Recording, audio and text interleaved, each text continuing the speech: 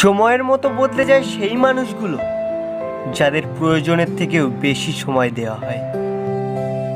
না ভালোবাসা কম দিয়েছি, না ঘৃণা করতে পেরেছি। আফসোস তো শুধু সেই সময়ের যা তোমার পেছনে নষ্ট করেছি। পৃথিবীর যতদূর পর্যন্ত দেখেছি কোনো কিছুই পার্মানেন্ট না, মানুষের স্বার্থ ছাড়া।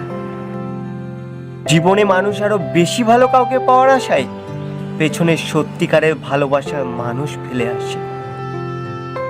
যখন একা চলতে শিখলাম তখন বুঝলাম যে আমিও কারোর থেকে কম না। কারোর সাথে মন থেকে কথা বলা আর কারোর মন রাখার জন্য কথা বলার মধ্যে অনেক পার্থক্য থাকে। দুনিয়াতে মানুষ সবকিছুই পেয়ে যায়, শুধুমাত্র নিজের ভুল শোধরাবার সুযোগ কখনোই পায় না। দোষ তাকেই বা কি দেব, সেই বা কি করবে? তাকে চাওয়ার মানুষ এতই ছিল, সে কার কার সাথেই বা কথা বলবে?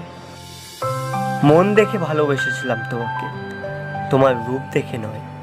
যদি রূপ দেখতাম তাহলে তোমার থেকেও সুন্দর তো চোখ খুললেই দেখা যায়। সম্মান সবসময় সম্মানীয় মানুষরাই দেয়। যার কাছে নিজেরই কোনো সম্মান নেই, সে অন্যকে সম্মান কিভাবে দেবে? কোনো মানুষের মন দেখে ভালোবাসো, তার রূপ দেখে নয়। চোখের আর কি, তার তো আজ একটা ভালো লাগবে তো কাল আরেকটা ভালো লাগবে। জীবনে যাদের আমরা বেশি ভালোবাসি, বেশি গুরুত্ব দিই, পরবর্তীতে তারাই আমাদের দুঃখের কারণ হয়ে দাঁড়ায়। কারণ মন যদি সাফ না হয় তাহলে তার সুন্দর চেহারাও কোনো কাজের না।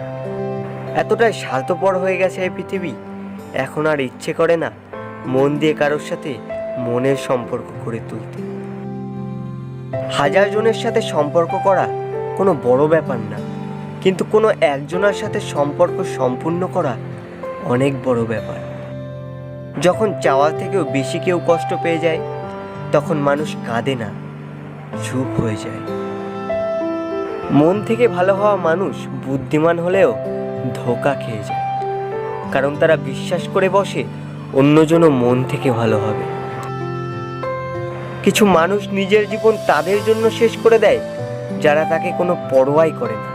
আমি দামি না হলেও জলের ফোঁটার মতো, যা একবার পড়ে গেলে সহজে তোলা যায় না। অবশেষে আমার পক্ষ থেকে রিপ্লাই দেওয়ার সময় তো সবার কাছেই থাকে, তারা শুধু প্রয়োজন বলে মনে করে না। নাহলে কিছু কিছু মানুষ তো চালু বাইকেও রিপ্লাই দেয়, আর কেউ কেউ ঘরে বসেও রিপ্লাই দেয় না।